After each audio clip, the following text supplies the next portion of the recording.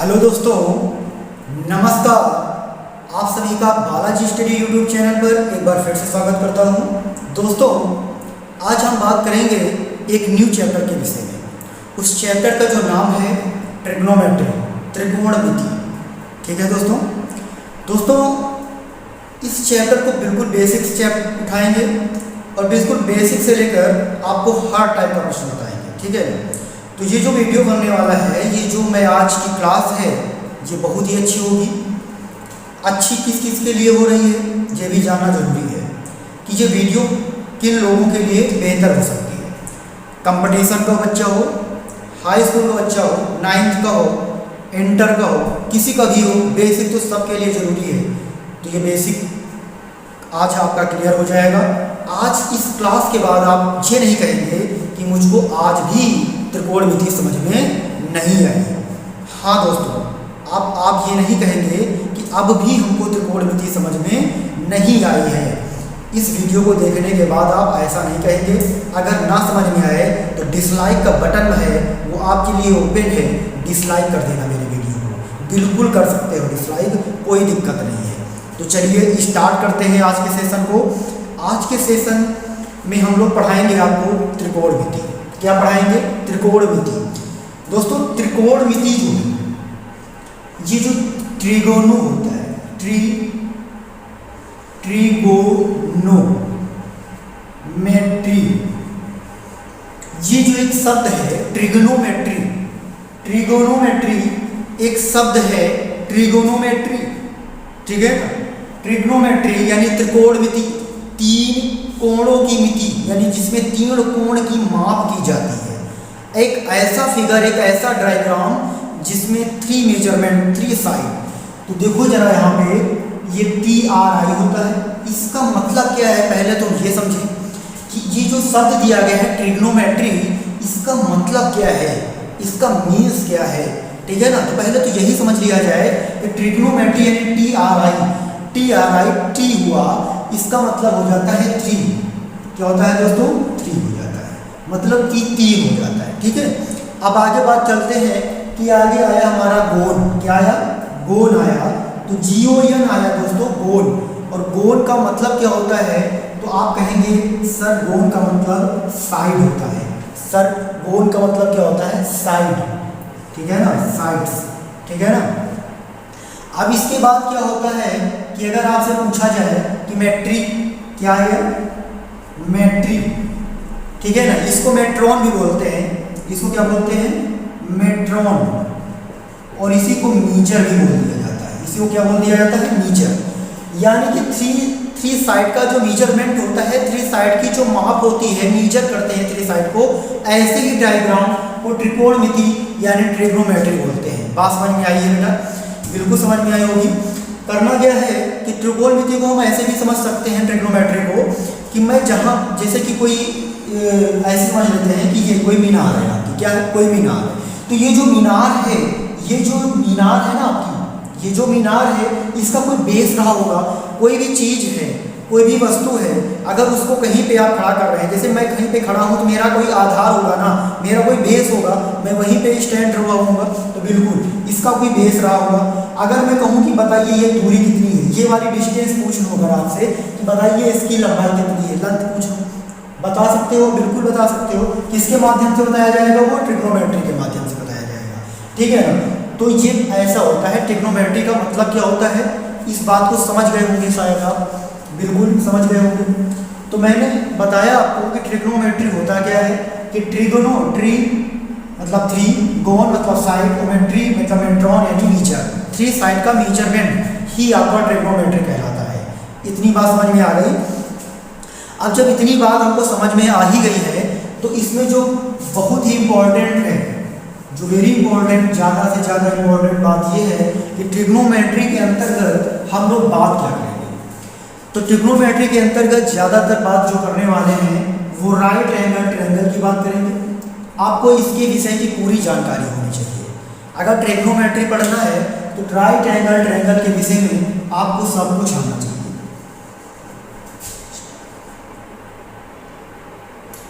Right angle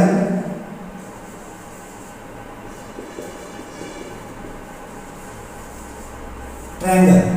ठीक है दोस्तों, इसके विषय में अगर आपको जानकारी नहीं है तो दिक्कत हो सकती है। राइट एंगल ट्रायंगल, ठीक है, राइट एंगल ट्रायंगल के विषय में बिल्कुल जानकारी होनी चाहिए। इसको बोलते हैं हम लोग समकोण। क्या बोलते हैं? समकोण त्रिभुज। क्या बोलते हैं? समकोण त्रिभुज, राइट एंगल ट्रायंगल। तो दोस्तों ऐसा होता क्या है कि किसी ने भी मान लिया होगा कि जब कोई चीज ऐसे दिखाई दे, जब कोई चीज ऐसे दिखाई दे, जब ये ऐसे बना हुआ दिखाई दे, ऐसा सपोज कर दिया गया होगा। कोई बातें मानी जाती हैं पहले, तब वो आगे उस पर आगे हम लोग आविष्कार करते हैं, कुछ भी करते हैं। ठीक है ना? तो बात क्या है कि किसी ने भी ऐसा बोला, किसी ने जरूर ऐसा बोला होगा कि अगर कोई भी अगर ऐसा ऐसा ये डायग्राम कहीं दिखाए तो वहां पे क्या बोलना है कि ये 90 डिग्री है। वहां पे आपको क्या बोलना पड़ेगा कि ये 90 डिग्री है। और इस 90 डिग्री को ही हम लोग राइट एंगल ट्रायंगल बोलते हैं, राइट एंगल बोलते हैं। क्या बोलते हैं? राइट एंगल बोलते हैं, समकोण बोलते हैं। बात समझ में आ रही है? तो मैंने यहाँ पे इसको क्या कर दिया? एंगल दे दिया, ऐसे बना दिया।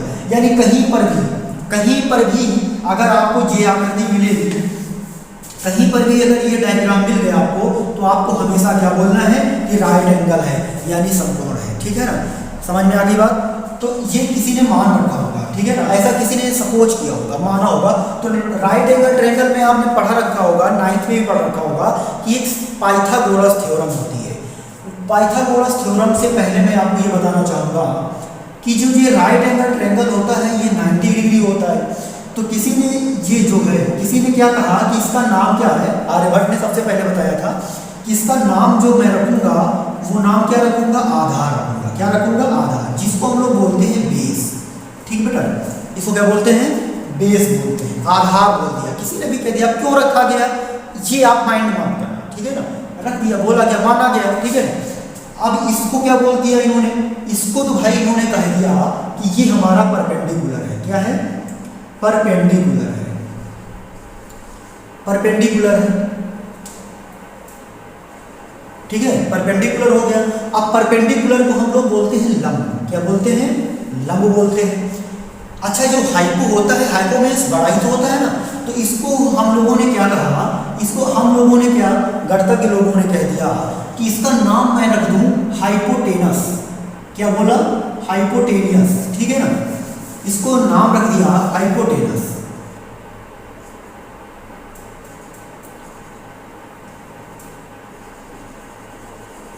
इसका नाम हाइपोटेनस रख दिया और इसको बोला गया कण। इसको बोला गया कण। इतनी बात समझ में आ रही है सभी को?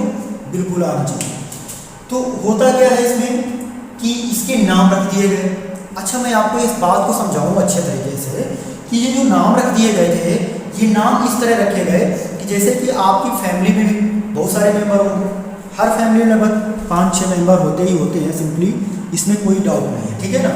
तो आपके माता पिता, भाई बहन, सिस्टर से सब नाम होते हैं ना। तो फैमिली हुई, यहाँ अगर मेरे पिताजी हैं तो वो मेरे पिताजी, मैं उनका क्या हूँ?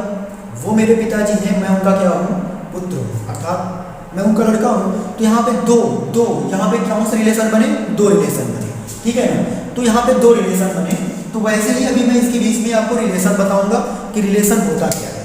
तो सबसे पहले आपको बात ये समझ लेनी है कि यहाँ पे जो राइट एंगल ट्रायंगल है, इसकी विशेषताएं क्या, प्रॉपर्टीज क्या है? तो राइट एंगल ट्रायंगल जो होता है, राइट एंगल ट्रायंगल में क्या है कि इसको हम लोग बेस बोलते हैं। यानी हर चीज, कहीं पे कोई भी चीज स्टैंड है, लंब है, परपेंडिकुलर है, तो वो बेस पर ही होगी, तो वहाँ पे बेस बोला गया इसको, ठीक है ना? इसको परपेंडिकुलर बोल दिया गया और इसको हाइपोटेनस बोला गया। इसके पीछे कोई लॉजिक नहीं, क्यों बोला गया? इसके पीछे का इसका कोई लॉजिक नहीं, ठीक है ना? इसके लिए आप परेशान मत होइए। होता क्या है कि ये 2 चेंज हो सकते हैं, ये no change. Hypotenuse no change होता है, यानी कण भुजा जो होती है वो कभी चेंज नहीं हो सकती, आपकी बदल नहीं सकती है। दूसरी नंबर एक बात ये है इंपॉर्टेंट, जो आपके नोट होनी चाहिए कि ये जो हाइपोटेनस है ना, ये जो हाइपोटेनस है, इस वाली साइड से और इस वाली साइड से हमेशा बड़ा होता है। इस वाली साइड से और इस वाली साइड से हमेशा क्या होता है? बड़ा होता है। इसमें कोई डाउट नहीं होना चाहिए। और उसी के आधार पर थ्योरम बना दी गई कि अगर इस बात को, हाइपोटेनस इतना बड़ा नाम है तो इसको मैं शॉर्टकट में H बोल देता हूँ, और इतना बड़ा नाम है परपेंडिकुलर, शॉर्टकट में मैं इसको P बोल देता हूँ, और इतना नाम बड़ा है बेस और इसको मैं B बोल देता हूँ। तो इसी में थ्योरम आपकी पाइथागोरस थ्योरम तैयार हो जाती है। उस पाइथागोरस थ्योरम को बोलते हैं कि हाइपोटेनस का स्क्वायर यानी h का स्क्वायर, ठीक है ना, हाइपोटेनस का स्क्वायर यानी h का स्क्वायर, उसके बाद होता है बेस का स्क्वायर, ठीक है ना, और प्लस ये आपका परपेंडिकुलर स्क्वायर, ठीक है, परपेंडिकुलर स्क्वायर। इसको नोट कर लीजिए, ये आपकी पाइथागोरस थ्योरम है। हिंदी मीडियम के बच्चे ध्यान दें, उनको क्या करना है, इसको बोलते हैं कण, यानी कण का स्क्वायर हो जाएगा, फिर इसके बाद हो जाएगा आधार का स्क्वायर, और प्लस इसके बाद हो जाएगा लंब का स्क्वायर, ठीक है। वो लोग इसको नोट कर लेंगे, कोई डाउट नहीं है इसमें, ठीक है। तो ये आना चाहिए। अब इसमें अगर मैं कोई डाउट नहीं है, अगर ये वाली साइड दे दी जाए तो आप इस साइड को फाइंड कर सकते हैं, और ये साइड दे दी जाए तो आप इस साइड को फाइंड कर सकते हैं, बिल्कुल फाइंड कर सकते हैं, इसमें किसी को कोई डाउट नहीं होना चाहिए, ठीक है। कैसे फाइंड करना है, क्या करना है, ये मैं भी बताता हूँ आपको, ठीक है। चलिए स्क्रीनशॉट लेना चाहते हैं तो ले सकते हैं आप लोग। चलो आगे चलते हैं। अगला क्या है, अगला कॉन्सेप्ट आप इतना जान रहे हैं, ठीक है। अब देखिएगा कि जब एक राइट एंगल ट्रायंगल का मैंने निर्माण किया, राइट एंगल ट्रायंगल मैंने बनाया, तो मैंने कहा कि ए बी सी, बहुत सारे बच्चे स्टूडेंट्स से परेशान रहते हैं कि मैं इसको ए बी सी बोलूँ या बी सी ए बोलूँ, बी सी ए बोलूँ, क्या बोलूँ, कुछ समझ में नहीं आता है। तो इसमें बिल्कुल आप लोग घबराइए नहीं, क्योंकि इसमें कुछ समझने वाली बात है ही नहीं, ठीक है ना। आप इसको या तो क्लॉकवाइज बोल दो या तो एंटी क्लॉकवाइज बोल दो, इसमें कोई दिक्कत नहीं, चाहे ऐसे चलिए चाहे ऐसे चलिए, इसमें कोई दिक्कत नहीं है, ठीक है ना। आप कैसे भी इसका नामकरण कर सकते हैं, इसमें डाउट नहीं होना चाहिए, किसी भी तरीके से नामकरण आप कर सकते हैं त्रिभुज में, कोई दिक्कत नहीं है। इस तरीके से हो गया, ये 90 हो गया, ठीक है। मैंने बताया कि ये आपका H है, मैंने बताया कि ये आपका B है, और मैंने अभी बताया कि ये आपका P है, परपेंडिकुलर है, ठीक है। अभी मैंने बताया कि जो हाइपोटेनस होता है no change, hypotenuse no change, यानी ये जो साइड है ये कभी चेंज नहीं होगी, लेकिन आपका परपेंडिकुलर और बेस चेंज होता है। लेकिन सर कब होगा सर, ये आपने नहीं बताया। तो देखो मेरा बेस चेंज होता रहेगा, मैं क्या हूँ कि अभी मैं अपने, मेरा कोई मकान है और मैं अपने मकान के नीचे खड़ा हूँ, किसी हॉल पे हूँ, तो मैं अगर हॉल पे हूँ तो ये मेरी छत हुई ना, ये मेरी छत हो गई ना। तो ये मैं यहाँ पे खड़ा हूँ, मेरे सामने कोई व्यक्ति है, कोई खंभा है, कुछ भी है, ठीक है ना, टावर है कोई, तो वो अपने बेस पे खड़ा होगा, और जो टावर होगा उसकी लेंथ होगी यानी परपेंडिकुलर, उसकी लेंथ होगी, लंबाई होगी उसकी। तो वो ही बताने का प्रयास कर रहा हूँ मैं आपको, जैसे कि बात समझिए कि ये आपका बेस रहा, ये आपका क्या रहा, बेस, और ये बेस के ऊपर ऐसे खड़ा हो गया, तो ये बेस हो गया। मैं बताने का प्रयास कर रहा हूँ, एक सेकेंड, इस तरीके से कि ये आपका बेस हो जाएगा, बिल्कुल मैं यहाँ पे हूँ, तो मेरा ये बेस और मेरे सामने जो है वो परपेंडिकुलर हो जाएगा। हमेशा मैं जहाँ पर रहूँगा, जहाँ पे थीटा रहेगा, उसके सामने वाली जो भुजा होगी, जिसके सामने वाली जो साइड होगी, वो हमेशा क्या होगी, ऑलवेज क्या होगी, वो ऑलवेज परपेंडिकुलर कहलाएगी, ठीक है ना। उसको ऑलवेज वो परपेंडिकुलर बोलेंगे। इसी तरीके से ये चेंज होता रहता है।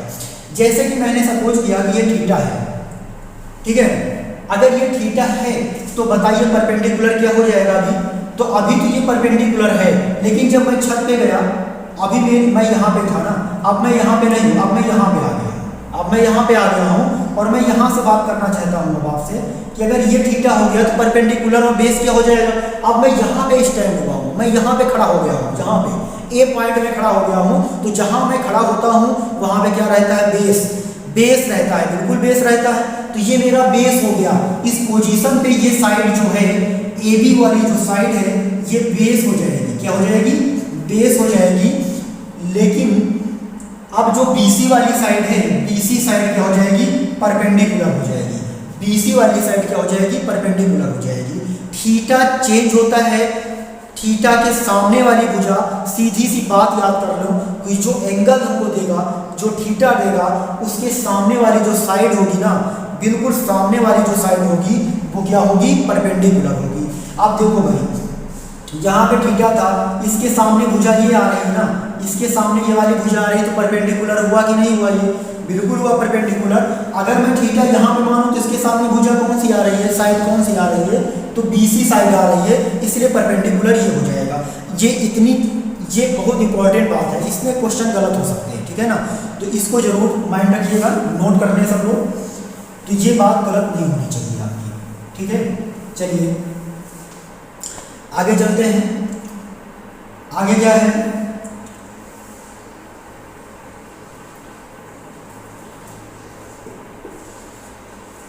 ये बन गया, ठीक है। अब बात आती है एंगल की कि ये 90 डिग्री है, ये कितना है ये हमको नहीं मालूम, ठीक है। अगर ये 90 डिग्री है तो आपको ये मालूम होना चाहिए कि ट्रायंगल का जो सम होता है, ट्रायंगल का जो सम होता है वो कितना होता है 180 डिग्री होता है। कितना होता है 180 डिग्री होता है। तो मैं यहाँ पे ये बोल सकता हूँ कि angle A, angle B, angle C equal to 180 degree. बिल्कुल बिल्कुल इनका सम कितना होगा, इनका योग कितना होगा 180 डिग्री होगा, बिल्कुल होगा। तो मैं कह सकता हूँ कि ए तो ए ही रहेगा, बी की वैल्यू कितनी है 90 डिग्री, एंगल बी की वैल्यू कितनी है 90 degree, angle C equal to 180 degree हो जाएगा, ठीक है। तो angle A plus angle C equal to 90 degree.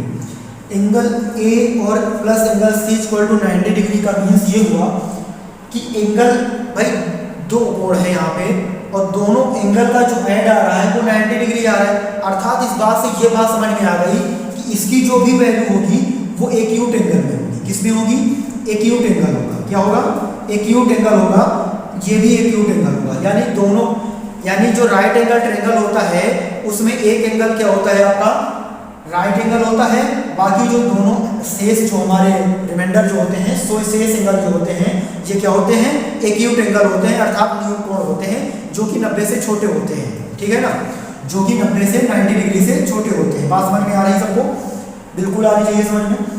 ये भी आपका क्या हो जाएगा एक्यूट एंगल हो जाएगा, ठीक है। तो ये एक्यूट एंगल हो गया, तो बात समझ में आ रही है, ये एक्यूट एंगल हो जाएगा, समझ में आ रहा है। अब ये बात क्वेश्चन यहाँ पे अब ये उठता है कि सर अभी आप उतनी देर से ये हमको बता रहे हैं कि एक्यूट एंगल होता तो है, ठीक है, राइट एंगल होता है, तो क्या ट्रिग्नोमेट्री में केवल राइट एंगल का ही यूज होता है? क्या ट्रिग्नोमेट्री में केवल राइट एंगल का ही यूज होता है? अदर कोई एंगल या ट्रायंगल आ जाए, राइट एंगल ट्रायंगल अगर यूज होता है तो क्या अदर कोई ट्रायंगल आ गया तो क्या मैं इसको सॉल्व नहीं कर पाऊंगा इस मेथड से या ट्रिग्नोमेट्री से? तो बिल्कुल नहीं। देखो क्या करना है, आपको बताया गया है कि राइट एंगल ट्रायंगल जो है इसी को तो बताते हैं हम लोग। तो यहाँ पे अगर ये डायग्राम बन के आ जाए तो भी कोई दिक्कत नहीं, परपेंडिकुलर मैं इसमें ऐसे करके परपेंडिकुलर डाल दूंगा। बोलो ये राइट एंगल ट्रायंगल है कि नहीं, बोलो ये राइट एंगल ट्रायंगल है कि नहीं। तो यहाँ से ये बात समझ में आ गई कि ट्रिग्नोमेट्री में किसी भी प्रकार का ट्रायंगल हो, किसी भी प्रकार का ट्रायंगल हो, किसी भी टाइप का ट्रायंगल हो, आप उसको बड़े आसान तरीके से सॉल्व कर सकते हैं। इसीलिए ट्रिग्नोमेट्री आपके यहाँ आई, इसीलिए ट्रिग्नोमेट्री आई आपके पास, ठीक है ना भाई। ज्योमेट्री थी, इसके बाद ट्रिग्नोमेट्री बनाई गई। ट्रिग्नोमेट्री का आविष्कार क्यों किया गया, ट्रिग्नोमेट्री की खोज क्यों की गई? क्योंकि हम और जो हमारे पास क्वेश्चन आ रहे हैं, जो गणनाएं करनी है वो कम से कम समय में हम लोग कर पाएँ, इसलिए। तो बात समझ में आ गई ना कि अब हमको क्या करना है, कोई भी ट्रायंगल हो, हर ट्रायंगल ट्रिग्नोमेट्री में यूज हो सकता है, आप उसको फाइंड कर सकते हैं, ठीक है ना। हर प्रकार के ट्रायंगल की बात करने वाले हैं हम भी, ठीक है ना। तो अब क्या करना है यहाँ पे, इतनी बात तो समझ में गए होंगे आप, ठीक है ना। अब मैं आपको ये कहूँ कि ट्रिग्नोमेट्री जो रेशियो होते हैं, ट्रिग्नोमेट्री रेशियो की बात करें थोड़ी सी, ट्रिग्नोमेट्री रेशियो, ठीक है ना। ट्रिग्नोमेट्री रेशियो मीन्स होता है अनुपात, रेशियो मीन्स दोस्तों होता है अनुपात। ट्रिग्नोमेट्री में जो रेशियो होता है वो 6 रेशियो होते हैं, ठीक है ना। तो मैं इसको थोड़ा सा आपको अच्छे तरीके से बताना चाहूँगा। पहले हिंदी, फिर इसका जो फुल नेम है, फिर जो इसका निक नेम रखा गया उस तरीके से, ठीक है ना। तो साइन जो है काफ़ी बच्चों को मालूम होगा, तो लोग बिल्कुल बेसिक से बात करते हैं हम लोग कि पहला जो आपका होता है साइन, ठीक है ना। क्या होता है साइन, वो साइन जो है वो इस तरीके का होता है। तो साइन जब लिखा गया, साइन जब बोला गया तो ये साइन आया कहाँ से, ठीक है ना, ये रेशियो आया कहाँ से। दोस्तों आपने रेशियो की बात तो पहले भी सुन रखा होगा और रेशियो पहले भी आपने पढ़ रखा होगा। जैसे मैं यहाँ पे लिख दूँ 10 अनुपात 15। तो इसका जब रेशियो निकालेंगे तो ये 5 से कट जाएगा, 5 गुना 10, 5 गुना 15। इसी को बोलते हैं रेशियो। और इसी बात को हम ऐसे भी लिख सकते हैं, रेशियो का मतलब होता है डिवाइड, 3/2, 2/3 सॉरी, ठीक है ना, 2/3। तो रेशियो का मतलब तो समझ गए आप लोग। तो यहाँ पर भी वही हुआ, यहाँ पर भी वही हुआ कि जो रेशियो निकल के आया, जो रेशियो निकल के आया मेरे पास, जो रेशियो निकल के आया उसको मैंने क्या किया, यहाँ पे जो रेशियो आया था मेरे पास, जैसे मेरे पास कोई रेशियो आ गया, कौन सा रेशियो आया, जैसे कि P/B, P/B का कोई रेशियो आया तो मैंने इसको एक नेम दे दिया, मैंने इसको क्या कर दिया, एक नेम दे दिया, ठीक है ना। तो पहले तो बात ये कर रहे थे कि ट्रिग्नोमेट्री में कुल रेशियो कितने होते हैं, तो 6 रेशियो होते हैं। पहले का नाम है साइन, ठीक है ना, पहले का नाम क्या है, साइन। इसको बोलते हैं ज्या, हिंदी में बोलते हैं ज्या, क्या बोलते हैं, ज्या बोलते हैं। इसका नाम है साइन, हिंदी में बोलते हैं ज्या, और इसको ये भी बोला जाता है साइन थीटा।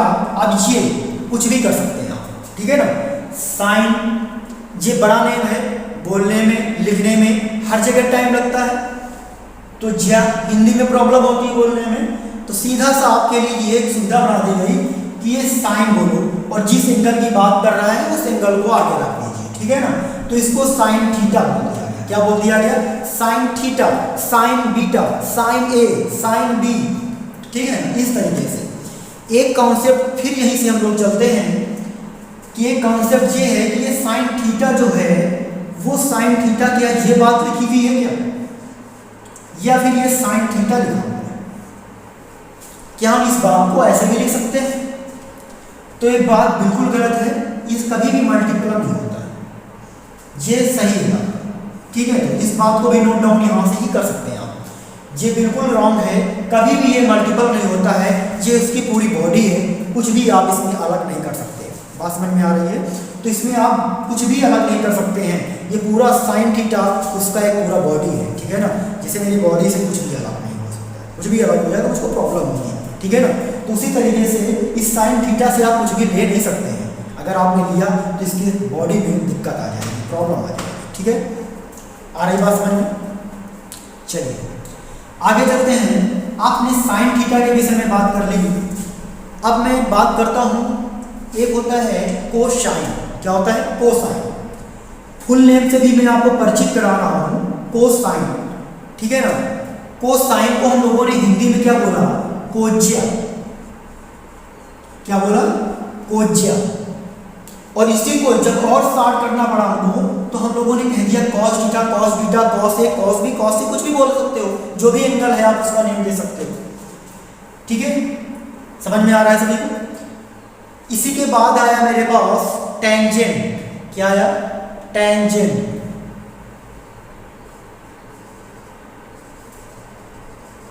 टेंजेंट, टेंजेंट का नाम रखा गया स्पर्शज्या, स्पर्शज्या, क्या रखा गया, स्पर्शज्या। और इसको शॉर्टकट में हम लोगों ने बोला टैन थीटा, क्या बोला, टैन थीटा, ठीक है। तो ये अभी आपके 3 हुए, इसको हम लोगों ने क्या बोल दिया, टैन थीटा बोल दिया, ठीक है। इसके बाद क्या आता है कि टैन थीटा हुआ, अब इसी के बाद आ रहा है मेरे पास, ठीक है, जे। अब इसके अपोजिट भी होते हैं कुछ, वही 6 हो जाते हैं टोटल मिला के, कि साइन है, अब साइन थीटा हो गया, कॉस थीटा हो गया, साइन थीटा हो गया, कॉस थीटा हो गया आपका, और आपका टैन थीटा हो गया। तो ये इसके निक नेम हम बोल सकते हैं, लेकिन इसका फुल नेम क्या है, साइन, क्या है, कोसाइन, टेंजेंट। बात समझ में आ रही है, इसमें किसी को अभी तक प्रॉब्लम है तो बता सकता है, तो इतना नोट कर लें, स्क्रीनशॉट ले लें, फिर आगे चलते हैं।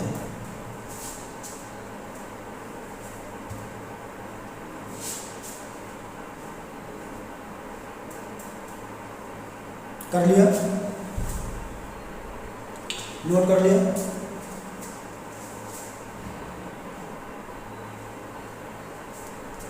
चले आगे। चलिए अब होता है इसके बाद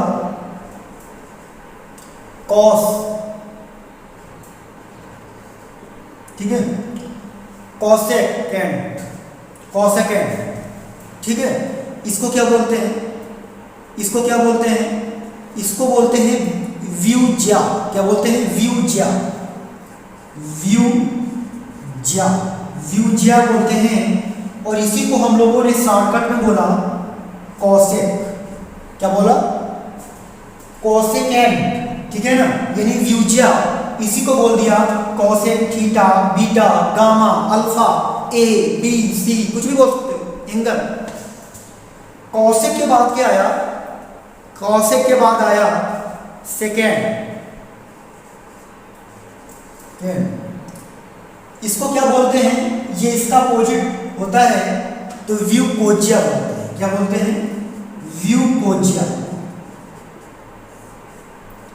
और इसको हम लोगों ने शॉर्टकट में बोला सेक थीटा। इसको हम लोगों ने शॉर्टकट में बोला कोसेक थीटा। क्या बोला, कोसेक थीटा बोला, ठीक है दोस्तों। इसके बाद मेरे पास आया कोजेंट, ठीक है ना, क्या आया, कोजेंट। इसको हम लोगों ने क्या बोला, व्यू स्पर्शज्या।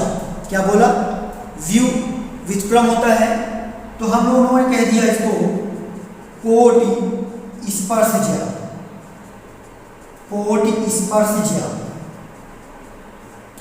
कोटि स्पर्शज्या। और इसको बोला शॉर्टकट में कॉट थीटा। इसको क्या बोल दिया, कॉट थीटा बोल दिया। तो ये आपके रहे 6 रेशियो। मैंने हिंदी और इंग्लिश और निकनेम सब करवा दिया है, ठीक है ना, बिल्कुल इसमें साथ रहे। साइन, हिंदी नेम ज्या, साइन थीटा, बीटा, गामा, कुछ भी बोल सकते।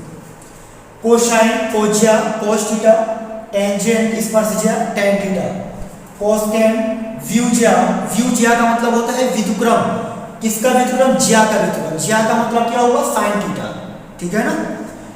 अब ये व्यू कोज्या यानी कोज्या का व्युत्क्रम यानी रेसिप्रोकल, रेसिप्रोकल बात ये कर रहा है। व्यूज्या का मतलब है वी-ज्या, अपोजिट। रेसिप्रोकल, किसका व्यू रेसिप्रोकल है, कोज्या का। कोज्या मतलब क्या होता है, कोस, कोसाइन, ठीक है ना।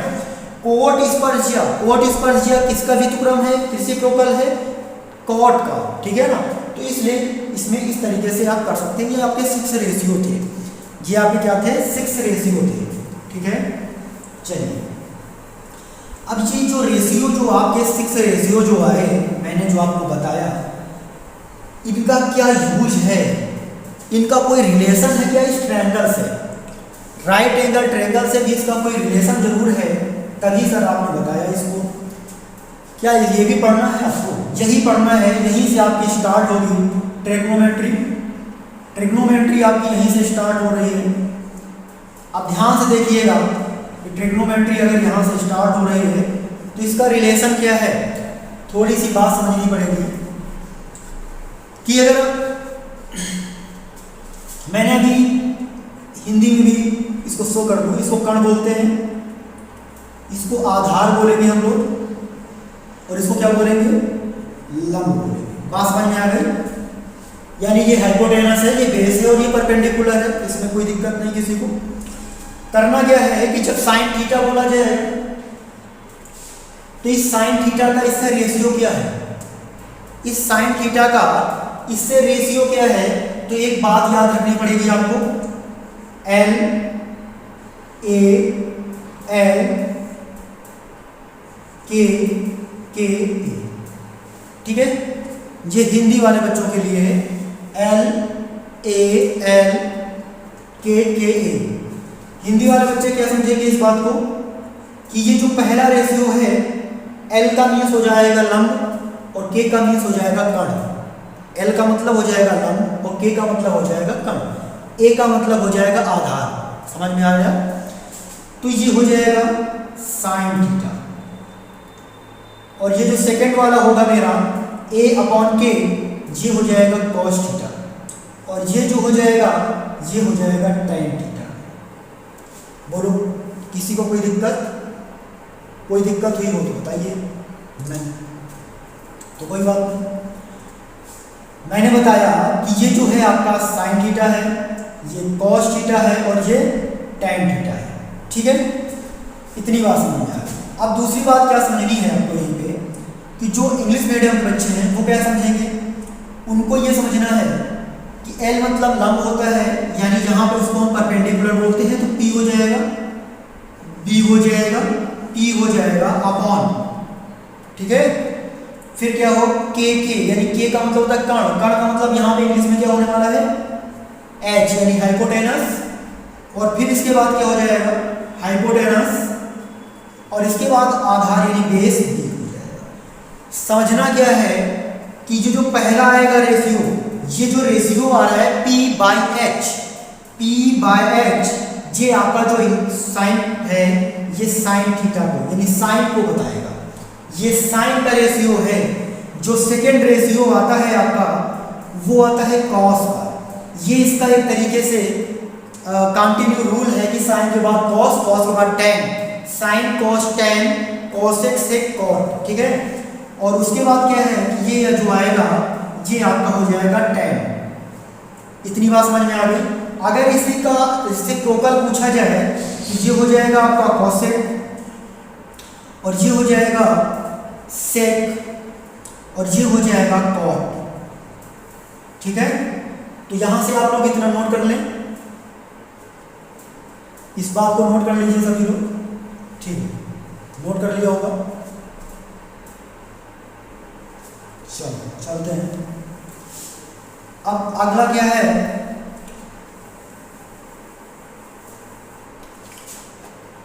यहां पे हल्का सा लिख देता हूं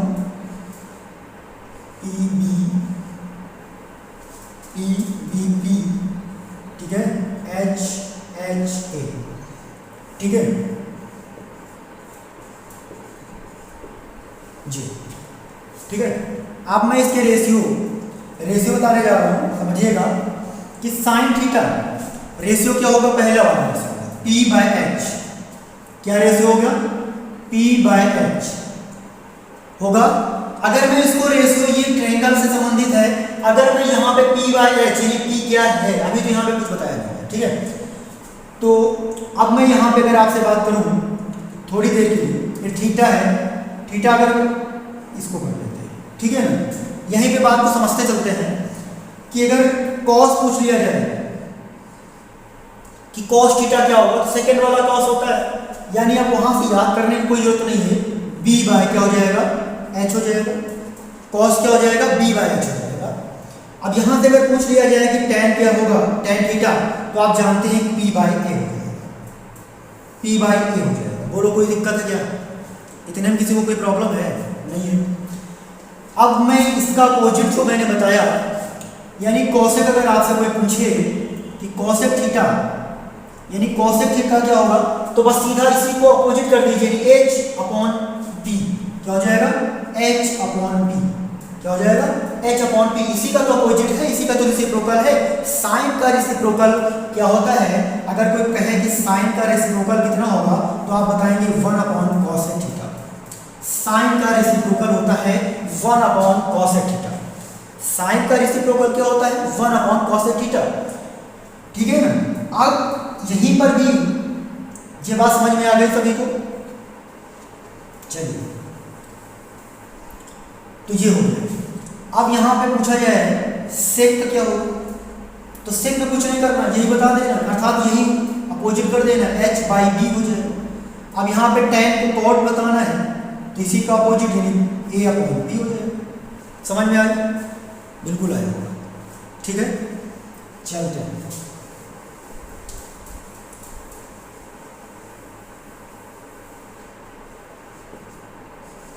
चलिए आगे देखते हैं।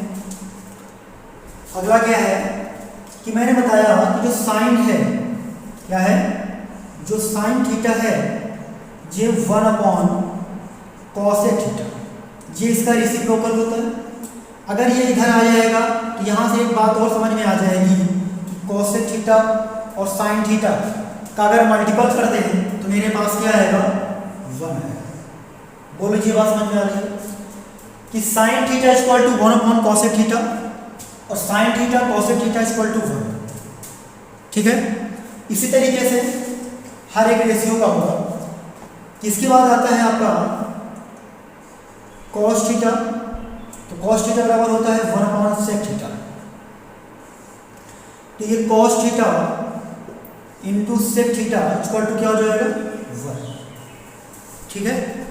तो इसी तरीके से ये 6 रेशियो का रिलेशन होगा यहाँ पे। ठीक है। अब जो मोस्ट इंपॉर्टेंट बात है वो आप समझिए। जो सबसे ज़्यादा इंपॉर्टेंट है यहाँ पे, ठीक है, जो काफ़ी बच्चे नहीं समझ पाते हैं, उसके लिए क्या है वो बात समझ लीजिए। एक बार फिर से समझ लीजिए इस बात को कि ये ए बी और सी। मैंने अगर कहा थीटा ये है, मैंने कहा अगर थीटा ये है, आप तो इस बात को ऐसे ही समझ जाते हैं कि ये तो हाइपोटेनस रहेगा ही। अगर थीटा ये है तो परपेंडिकुलर ये है और ये क्या रहेगा मेरा बेस रहेगा। कोई दिक्कत इसमें नहीं होनी चाहिए किसी को, कोई डाउट नहीं रहना चाहिए इसमें। अब इसी जगह से दूसरा फिगर में बना लेता हूँ। तो यहाँ पे अगर ये बी और ये सी, अब मेरा थीटा अगर ये हो गया तो क्या हाइपोटेनस चेंज होगा? नहीं होगा चेंज। लेकिन अगर थीटा ये है तो इसके सामने वाली जो साइड है ये परपेंडिकुलर हो जाएगी और ये बेस हो जाएगी। बस इतना ही समझाना था। क्वेश्चन करेंगे कल वाले सेशन में, यानी अगले दिन। ठीक है ना। जब नेक्स्ट वीडियो लेकर आएंगे तो इसमें एक्सरसाइज आपको सॉल्व कराएंगे। अच्छे अच्छे प्रश्नों से मुलाकात होगी। जय हिंद, जय भारत।